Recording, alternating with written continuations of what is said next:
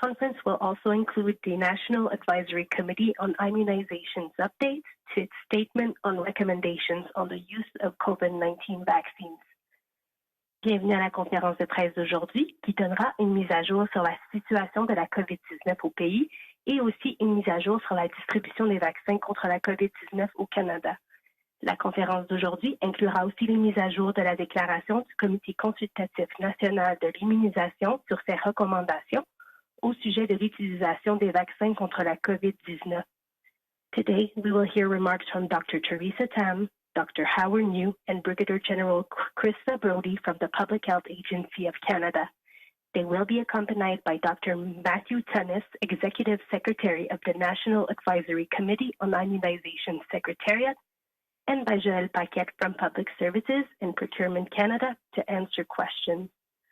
Aujourd'hui, nous entendrons des allocutions du Dr. Theresa Tam, du Dr. Howard New et du Brigadier général Krista Brody de l'Agence de la santé publique du Canada. Ils seront accompagnés par le Dr. Matthew Tunnis, secrétaire exécutif du secrétariat du Comité consultatif national de l'immunisation, et de Joël Paquette de Services publics et Approvisionnement Canada pour la période de questions. Following the remarks, we will open the teleconference line for questions from the media. Suite à la présentation, nous répondrons à vos questions. If you wish to ask a question, please press *1 on your phone. Si vous désirez poser une question, veuillez appuyer sur étoile 1. Alors procédons. Let's begin. Over to you, Dr. Tam. Thank you very much, and bonjour à toutes et à tous. Thank you for joining us today for an update on Canada's COVID-19 vaccine rollout. My colleagues have been introduced by the moderator, so I thank them for being here today. This week, once again, we're seeing impressive numbers in vaccine coverage. More than 30 million doses have been administered to date, and as of June the 12th, 73% of the population in Canada aged 12 and older has rolled up their sleeves. As of June 11th, 2021, there have been 7,408 reports of adverse events following immunization. These include any medical events that occurs following immunization, but isn't necessarily related to the vaccine. 1,565 of these reports, about 1 in 18,000 doses administered, were considered serious, such as severe allergic reaction and vaccine-induced immune thrombotic thrombocytopenia, or VITT. Earlier today, the National Advisory Committee on Immunization, or NACI, released updated recommendations on first and second doses of COVID-19 vaccines authorized for use in Canada. NACI reviews new scientific evidence on COVID-19 vaccines on an ongoing basis and revises its guidance on the use of authorized vaccines accordingly. In making its recommendations, NACI considered the increased availability of messenger RNA vaccines in Canada, the emerging evidence suggesting better immune responses when a first dose of the AstraZeneca vaccine is followed by a second dose of the Pfizer-BioNTech or Moderna mRNA vaccines. The risk of vaccine-induced immune thrombotic thrombocytopenia, or VITT, associated with the viral vector vaccines, but not associated with the mRNA vaccines, and principles of ethics, equity, feasibility, and acceptability. Based on the most recent evidence, NACI recommends that an mRNA vaccine, such as Pfizer-BioNTech or Moderna, should be offered to start a vaccine series unless there is a contraindication, for example, an allergy to one of the mRNA vaccine ingredients, or if an mRNA vaccine is not available. NACI's earlier recommendation that people who wanted earlier vaccinations could receive a viral vector vaccine rather than wait for an mRNA vaccine reflected the limited supply of mRNA vaccines at the time and the imperative of protecting vulnerable populations from serious illness and death during a time of resurgence of COVID-19. That recommendation has now evolved. For second doses, NACI recommends that individuals who received a first dose of an mRNA vaccine, such as Pfizer-BioNTech or Moderna, should be offered the same mRNA product for their second dose. If the same product is not readily available, or the product used for the first dose is unknown, another mRNA vaccine is considered interchangeable and should be offered to complete the series. In addition, an mRNA vaccine should now be offered as the second dose for individuals who received a first dose of AstraZeneca or COVID vaccine. This change is based on emerging evidence indicating a potentially better immune response from this mixed vaccine schedule and to mitigate the potential risk of VITT associated with viral vector vaccines. I wish to emphasize that people who receive 2 doses of AstraZeneca COVID vaccine can rest assured that the vaccine they receive provides good protection against infection and very good protection against severe disease and hospitalization.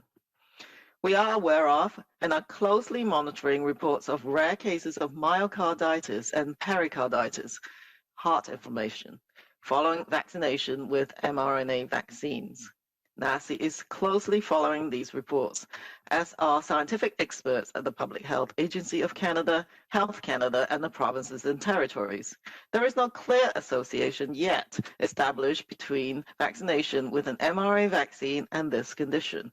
As with all adverse events that are reported following vaccination, we work with our international research and public health colleagues to investigate thoroughly and take appropriate action if needed. I want to remind everyone that despite Canada's tremendous progress in getting people vaccinated, we are not out of the woods. We all need to complete a full vaccine series to give our immune systems the best possible shot at fighting off infection from COVID-19. So get that second dose as soon as it's offered to you. Thank you. Bonjour tout le monde. Merci de vous joindre à nous aujourd'hui pour la mise à jour sur le déploiement des vaccins contre la COVID-19 au Canada. Je suis accompagné de la Dr. Theresa Tan, administratrice en chef de la santé publique du Canada, et de Madame le brigadier général Krista Brody, vice-présidente des opérations de la logistique à l'Agence de la santé publique du Canada. Pour nous aider à répondre à vos questions, nous sommes accompagnés de Dr. Matthew Tunis du secrétariat du Comité consultatif national de l'immunisation et Joël Paquette du Service public et approvisionnement Canada. Cette semaine, nous observons une fois de plus des chiffres impressionnants en ce qui a trait à la couverture vaccinale. Plus de 30 millions de doses ont été administrées à ce jour et en date du 12 juin, 73% de la population du Canada âgée de 12 ans et plus avait retroussé ses manches. En date de 11 juin 2021, nous avons reçu 7 408 signalements d'effets secondaires suite à la vaccination. Cela comprend tout phénomène médical qui se produit après la vaccination, mais qui n'est pas nécessairement associé au vaccin. 1565 de ces signalements, soit environ un quart sur 18 000 doses administrées, concernent des effets secondaires considérés comme graves, notamment une réaction allergique grave ou une thrombocytopénie immunitaire thrombotique induite par le vaccin ou TIV. Plus tôt aujourd'hui, le Comité consultatif national de l'immunisation au CCNI a publié des recommandations mises à jour sur la première et deuxième dose de vaccin contre la COVID-19 homologuée au Canada. Le CCNI examine des nouvelles preuves scientifiques sur les vaccins contre la COVID-19 de façon permanente et révise en conséquence ces directives sur l'utilisation des vaccins homologués.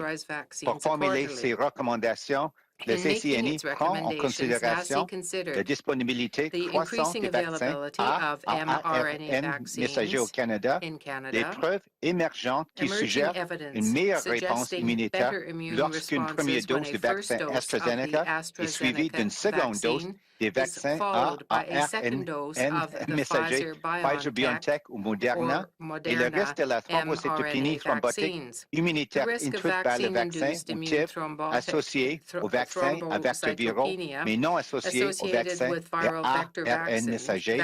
Et finalement, les principes d'éthique, d'équité, de faisabilité et d'acceptabilité. Sur la base des données les plus récentes, le CCNI recommande de proposer une evidence, NACI recommends that an mRNA vaccine, such as Pfizer-BioNTech or Moderna,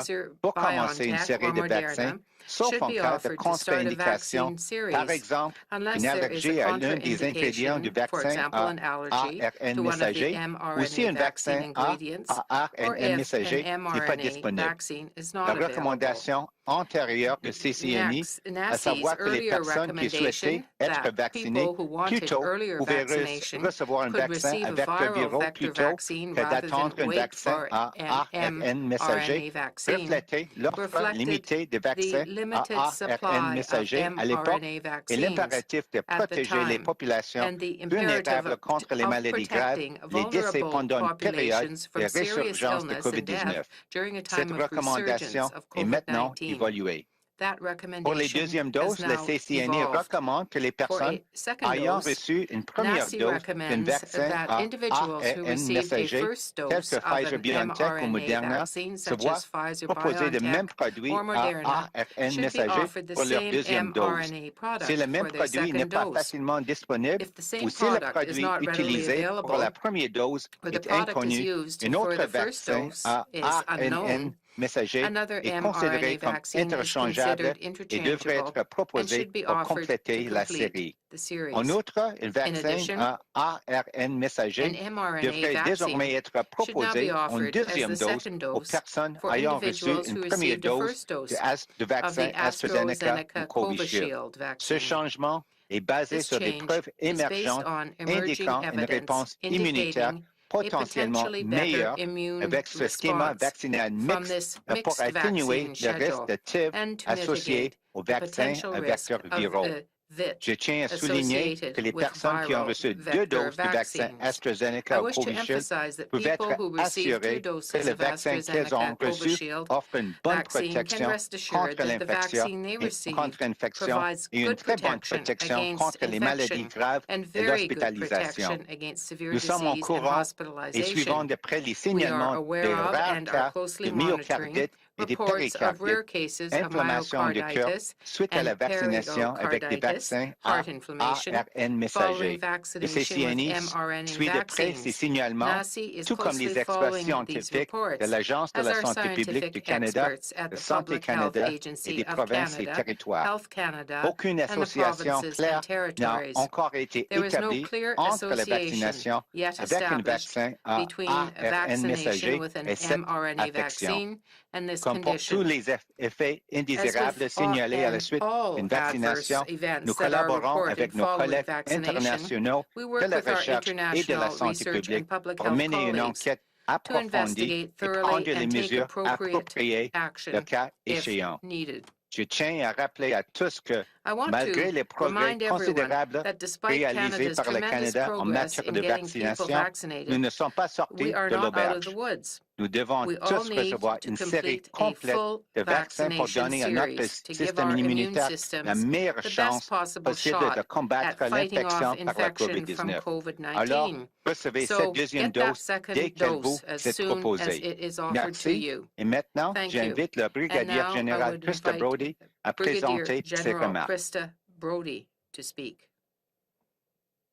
To date, we have delivered more than 35 million doses of COVID-19 vaccines across Canada.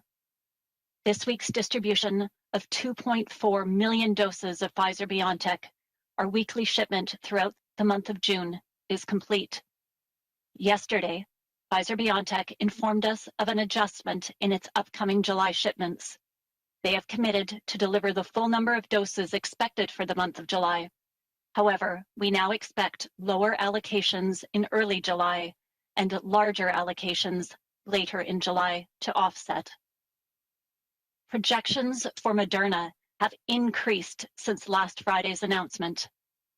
Instead of 2 shipments from our Moderna supply arrangement, we are now receiving 3 shipments for a total of 8.5 million Moderna doses, a net increase of 1.5 million doses over what we announced last week. The first of those shipments arrived yesterday. The other 2 shipments are set to arrive in Canada on June 18th and 22nd.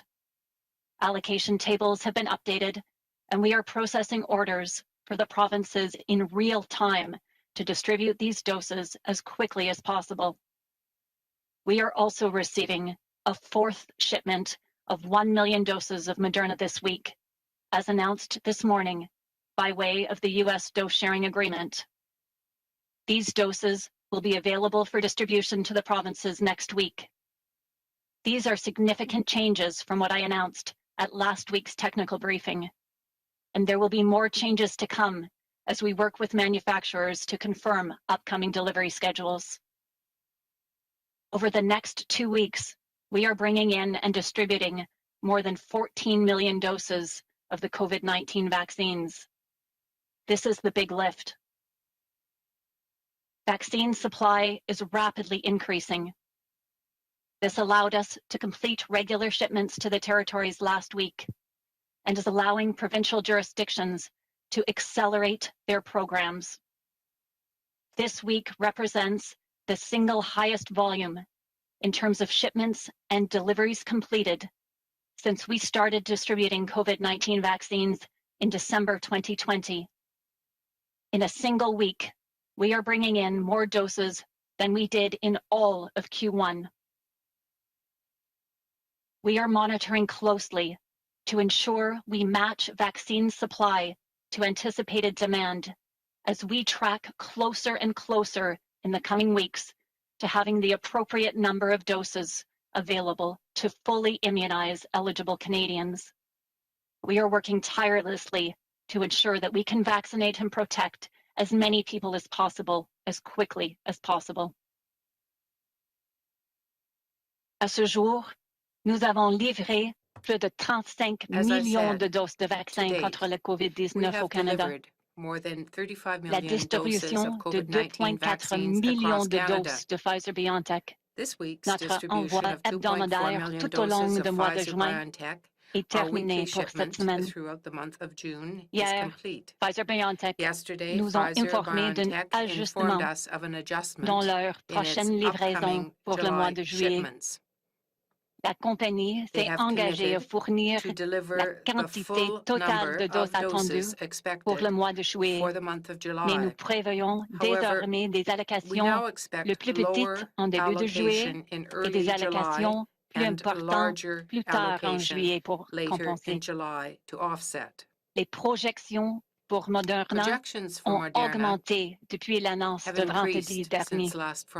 Au lieu de 2 expéditions selon notre accord d'approvisionnement avec Moderna, nous recevons maintenant 3 expéditions pour un total de 8,5 millions de doses de Moderna, une augmentation nette d'1,5 million de doses par rapport à ce que nous avons annoncé la semaine dernière. Le premier de ces envois est arrivé hier.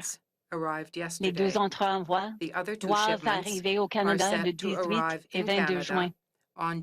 Les tables d'allocation ont été mises à jour et nous traitons les commandes pour les provinces en temps réel afin de distribuer ces doses le plus rapidement possible. Nous recevons également cette semaine une 4e livraison d'1 million de doses de Moderna, tel que annoncé ce matin dans le cadre de l'accord américain de partage de doses. Ces doses seront disponibles pour distribution aux provinces la semaine prochaine. Ce sont des changements importants par rapport à ce que j'ai annoncé lors de la séance d'information de la semaine dernière. Il y aura aussi d'autres changements à venir, alors que nous travaillons avec les manufacturiers pour confirmer les calendriers de livraison à venir. Au cours des 2 prochaines semaines, nous allons recevoir et distribuer plus de 14 millions de doses de vaccins contre la COVID-19 au Canada. C'est la grande poussée. L'approvisionnement en vaccins augmente rapidement. Cela nous a permis de compléter les envois réguliers au territoire la semaine dernière et permet aux provinces d'accélérer leur programme. Cette semaine représente le volume le plus élevé This week d'envois represents et de the livraisons single effectuées highest depuis que volume nous avons in terms commencé of à shipments distribuer and le vaccin deliveries contre le completed COVID-19 since we en started décembre distributing 2020. COVID-19 vaccine En in une December seule semaine, nous 2020. recevons In plus a de single doses qu'au week, we premier are bringing trimestre. in more doses Nous than we surveillons did la in all situation of de près Q1. pour nous We are assurer que monitoring l'offre de closely vaccins to ensure correspond à la we demande match prévue, vaccine supply to alors que nous ferons anticipated un suivi demand de plus as we en track plus serré closer au and cours des closer in prochaines the semaines coming weeks afin d'avoir to la having the quantité appropriate number of appropriée doses de doses available disponibles to pour vacciner les fully Canadiens et les immunize Canadiennes éligibles. eligible Canadians. Nous travaillons We are sans working relâche pour tirelessly nous assurer de to pouvoir ensure vacciner et that we can protéger le vaccinate plus and grand nombre de protect personnes as many possible, people as le plus possible, rapidement as possible. quickly Merci. as possible. Thank you.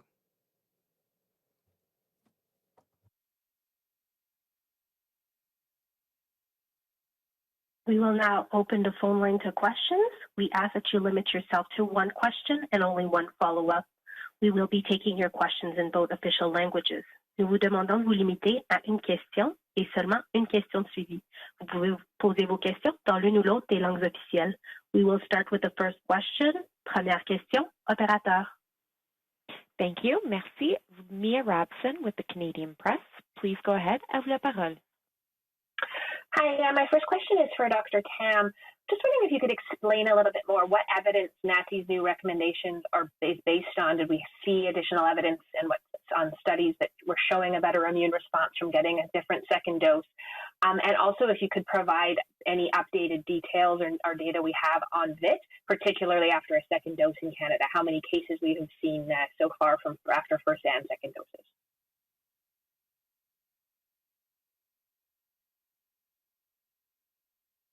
Thank you for the question. So recalling that the last update that I did on behalf of NACI in terms of their recommendations was not that long ago. So what's happened in that interval that's resulted in an update to these recommendations? Well, there's just increasing numbers of studies, mostly from Germany, that we've accumulated in between that last set of recommendations and today's recommendations. And all of them essentially points towards the fact that it is safe to provide a mixed dose schedule that is after a first dose of AstraZeneca or COVID vaccine to be followed by a mRNA vaccine. But it's really the immunogenicity, that immune response after that mixed dose schedule that's resulted in NACI updating this recommendation because all of the accumulated study essentially suggests that that immune response is a better response.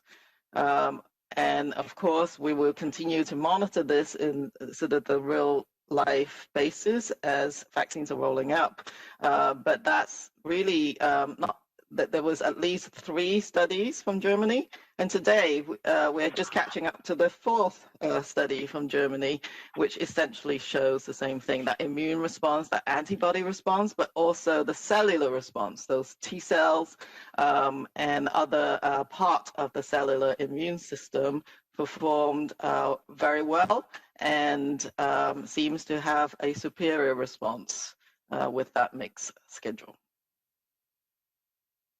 It's Dr. New. I can maybe add to the question about VITT and the number of cases reported to date. As of June 13th, we've received a total of 56 sort of reports overall blood clots associated with low platelets. And of those, 38 were also positive for the so-called anti-PF4, which meets the VITT definition. Certainly from the data we have to date, the majority are after only the 1 dose, so we don't really have sort of information with respect to second doses or sort of dose unspecified for a number of cases. So the majority of cases are really after the first dose, but we can certainly track back and see if there are any additional reports coming from the provinces and territories with respect to any, quote, VITT cases after a second dose. But at the present time, it's all related to first doses. Thank you.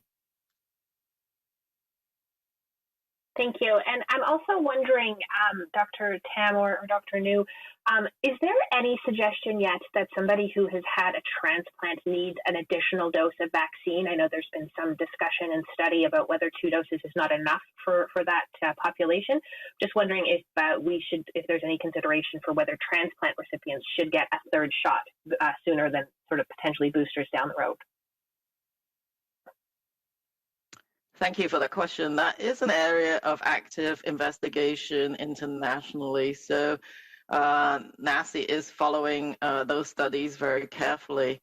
Of course, it would not be surprising to think that those who may have a suppressed immune system may generate a different or immune response after vaccination. So that is a really good question. At the moment, there is no specific update to the NACI recommendations, but this is an area of active analysis. And so we will, of course, update everyone should NACI make a recommendation in this space.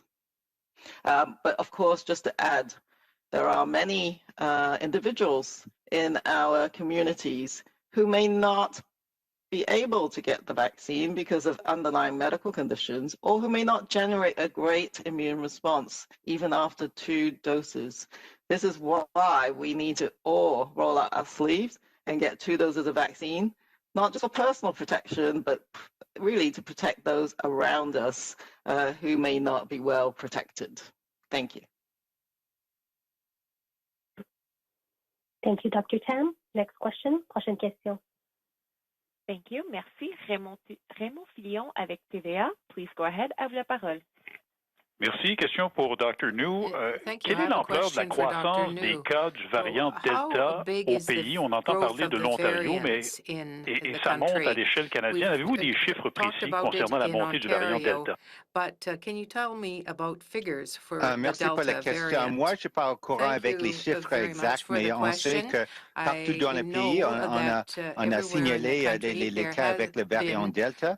Et dans plusieurs provinces, par exemple, en Ontario, c'est vraiment, ça devient, comme dit, le variant, la souche, comme dit, vraiment, comme dit, le plus important, parce que je pense qu'en Ontario, c'est presque 50% des nouveaux cas sont le variant Delta. Donc, c'est vraiment un enjeu important. On sait que le variant Delta est plus transmissible, aussi, c'est aussi peut-être plus grave pour les conséquences. Donc, c'est quelque chose à suivre et on sait que toutes les provinces et territoires prennent l'enjeu pour le sérieux et c'est important de continuer avec notre surveillance, mais pour souligner le point aussi de Dr. Tam, et on a répété ça plusieurs fois, que c'est très important de se faire vacciner avec les 2 doses pour compléter la série, parce que avec les études, par exemple, qu'est-ce qui se passe en Angleterre, on a trouvé qu'après 1 dose de vaccin, peut-être un certain niveau de protection contre le variant Delta, peut-être c'est sûrement 30% et peut-être un peu plus, mais c'est beaucoup élevé avec une 2e dose. Donc, c'est très important ici au Canada de continuer à suivre les consignes sanitaires des autorités à l'échelle locale, mais aussi de vraiment se faire vacciner avec les 2 doses. Merci. Oui, je peux ajouter que oui, il y avait 1941 cas de variant Delta qui a été reporté au Canada, but of course it may not be all the cases. Très bien, merci, Dr. Tam. Je reviens à Dr. New. Dans l'optique où il y a des régions qui sont particulièrement touchées, dans la grande région de Toronto, est-ce que les gens devraient voyager d'une région à l'autre à ce moment-ci, compte tenu du variant Delta? Oui, ça c'est une bonne question. On sait, c'est sûrement qu'on recommande encore de ne pas faire des voyages comme dit, à l'extérieur du Canada, non essentiels. Mais ici au Canada, c'est vraiment un enjeu assez important. Qu'est-ce qui se passe entre les provinces et territoires, mais aussi au sein des promesses et territoires. Et vous avez constaté que peut-être des régions chaudes, même dans la province, par exemple en Ontario. Donc, c'est toujours un enjeu pour les autorités à l'échelle locale. Je pense que c'est très important pour tous les résidents d'une région de suivre les consignes des autorités locales. Vraiment, dans les régions chaudes, je pense que c'est très important de peut-être limiter le nombre de contacts. Peut-être c'est aussi peut-être pas une bonne idée, peut-être de voyager partout si on est dans une région, mais je cède comme dire, les conseils à l'échelle locale. Et encore pour répéter le point le plus important, c'est toujours important d'encourager tout le monde de compléter les séries avec les 2 doses de vaccin.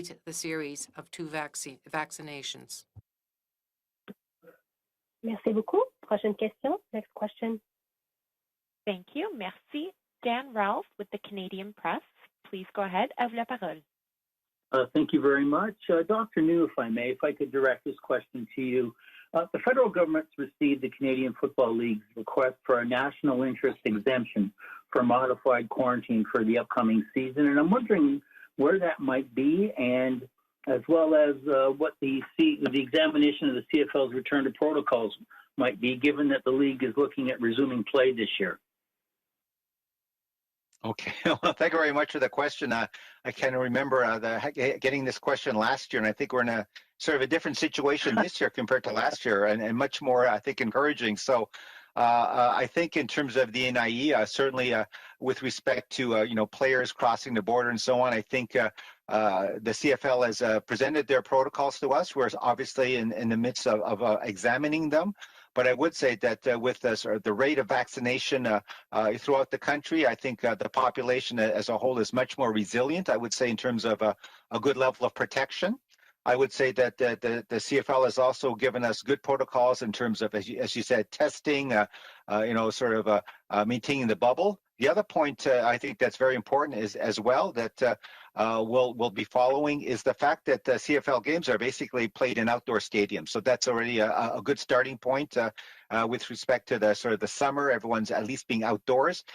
With respect to things such as spectators, capacity and so on, those are things that are going to be examined closely, not just by ourselves, but obviously by the provincial authorities as well, depending obviously on the epidemiology in their jurisdictions, and also as the vaccination rollout proceeds. And as we've said repeatedly, the more Canadians are vaccinated, and also as the epidemiological situation improves throughout the country, then I think we can see more and more, as you say, a return to, I wouldn't say completely normal life as before, but certainly a much better summer and a CFL season that we didn't have at all last year. Yeah, and if I may follow up, they're talking about opening up training camp on the 10th of July and starting the season on the 5th of August. Given where you are with the review and examination of protocols, is that an equitable timeline? And what happens if if more time is required and we get into January 11th and 12th without approval of these protocols? Sorry, I think I missed part of your question. You cut out a bit. I just understand that obviously time is of the essence. They have their proposed timeline in terms of training camps and the start of the season. I think certainly there are program staff within the agency are looking very carefully from a public health perspective, what the protocols are like. They're looking good. I can't give you a definitive sort of answer in terms of when they would be completing their review. And obviously there are other, departments as well that are probably involved in making the final decision. But I would say at the present time, things are trending in the right direction in terms of our review. But that's all I can say at this point. Okay, so what I was asking, is there enough time to get it done by the 10th of July? All I can say is we'll be making our best possible efforts, and I think everyone's working very hard to try and make this, as they say, win-win for everyone. But I can't really commit in terms of understanding some of the obviously very sort of a detailed, sort of analysis that the program staff here need to do. Thank you, Dr. New. Next question. Prochaine question. Thank you. Merci. Our next question, notre prochaine question is from Ashley Burke with CBC News. Please go ahead. À vous la parole. Hi, thank you for taking my question. My first question is for Mr. Annan. How many doses of AstraZeneca vaccine are still available in Canada, and what are you suggesting be done with that supply? This is Joelle Paquette for PSPC. However, I will leave that question for General Brody, given that she is responsible for the distribution throughout Canada. Thank you. So at last count, there is approximately 600,000 doses of AstraZeneca still in Canada distributed throughout the provinces, and those will be used in accordance with the provincial plans. And understanding the evolving NACI recommendations, we continue to expect that the use of those vaccines will continue to evolve over the coming days. Thank you. And what kinds of conversations are you having with officials in the United States right now about Canadians who have received AstraZeneca shots being acknowledged as vaccinated, and how open are U.S. officials to this idea?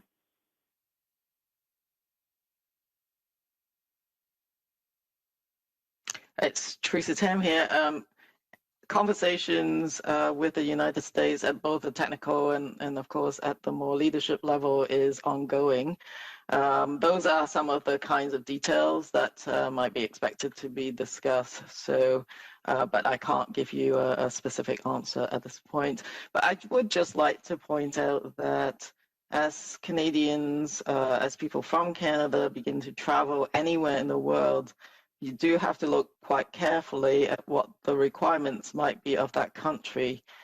At this point in time, when the world is only just beginning to open up and very few countries have been in a position where their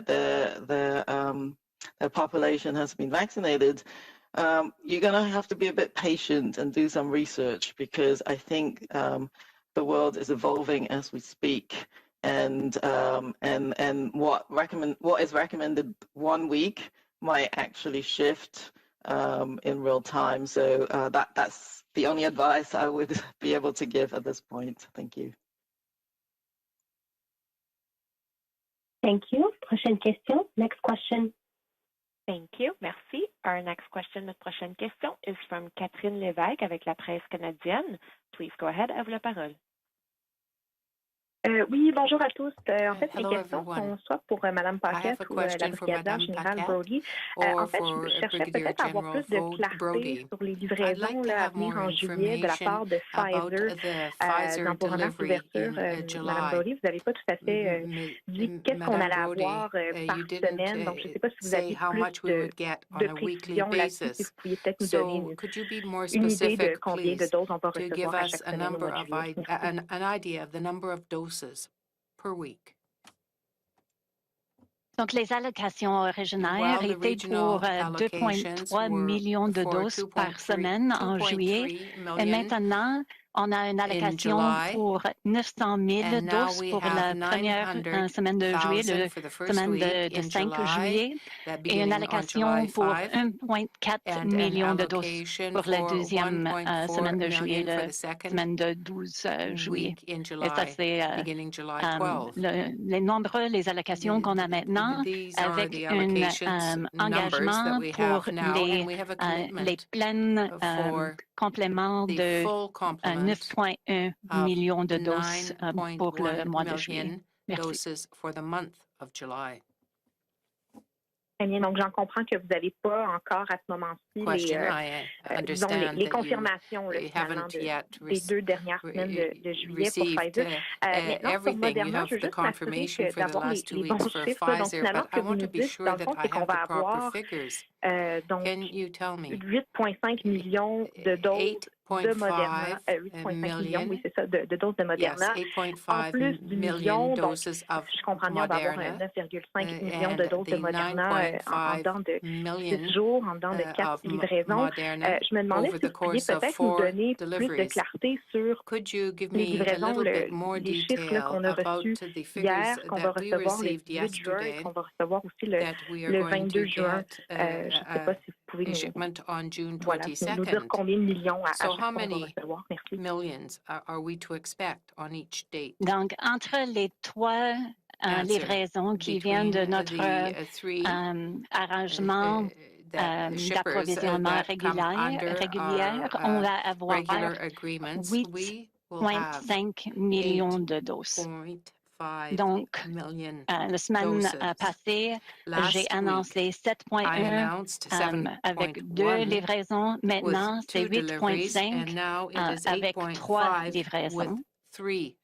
Et en plus, on va recevoir 1 million de doses cette semaine qui viennent des États-Unis par rapport à l'arrangement de partager des doses avec les Américains. Donc, pour cette semaine, pour Moderna, c'est 8,5 plus 1 million. Donc, 9,5 en total pour cette semaine pour Moderna. Merci.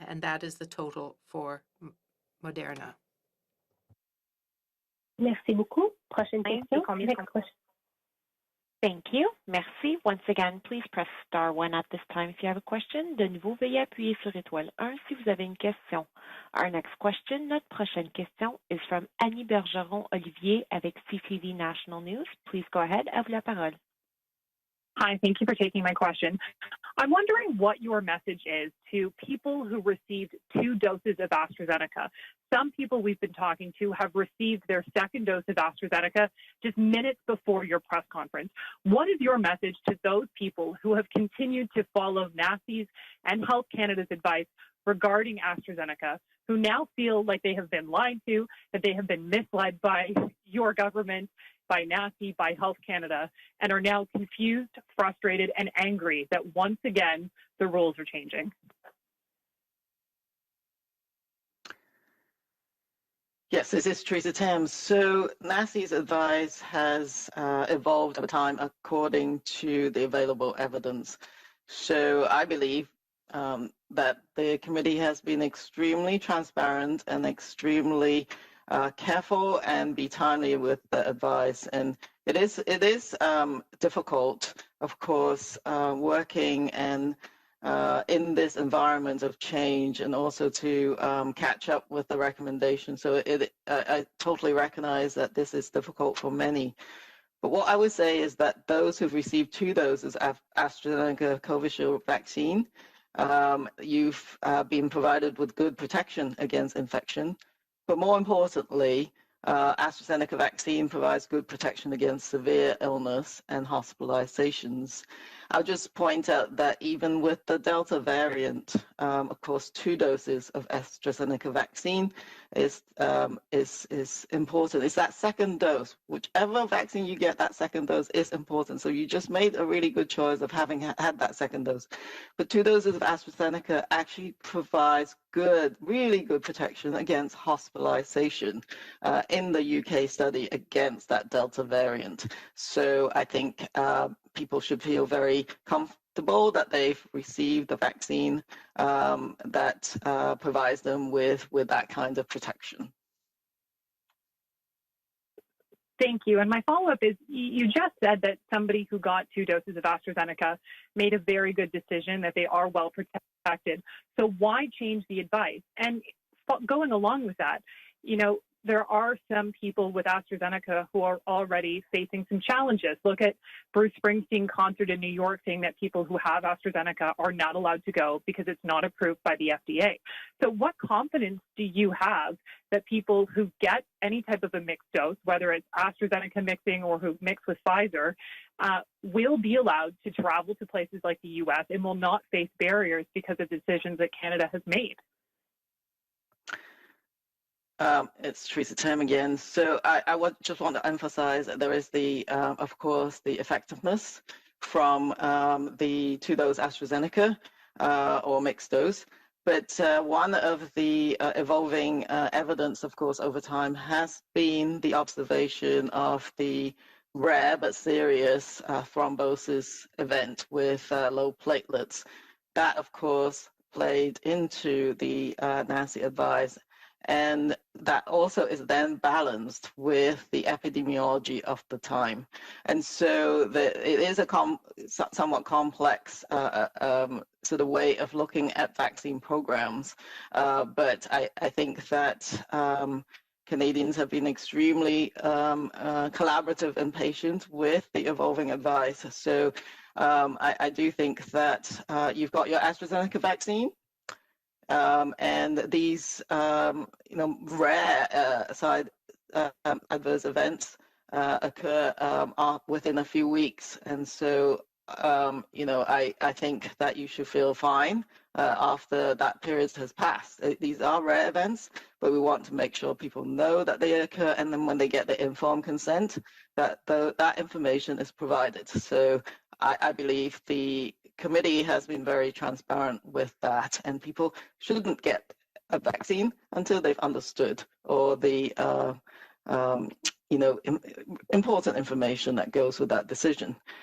The second question, I think, is a different question, because every country has authorized different vaccines. So it's not just the United States, it could be different countries in Europe, it could be different countries in Asia.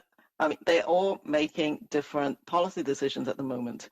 So I think the important thing is engage in international discussions, whether they be the G7 or bilaterally the United States or others, to come to a point where we can accept each other's data, for example, and look at a path forwards that makes life, makes life easier, and that travelers are supported if they have been vaccinated. So I think these discussions will continue. They will evolve. This is what happened to these individuals this week. That doesn't mean that the policy wouldn't evolve in the days to come. We are in the early days of resuming travel, and certainly in the early days of resuming travel, taking into account someone's vaccination status. But I think every one of us will do our best in looking at what can be achieved in the international discussions.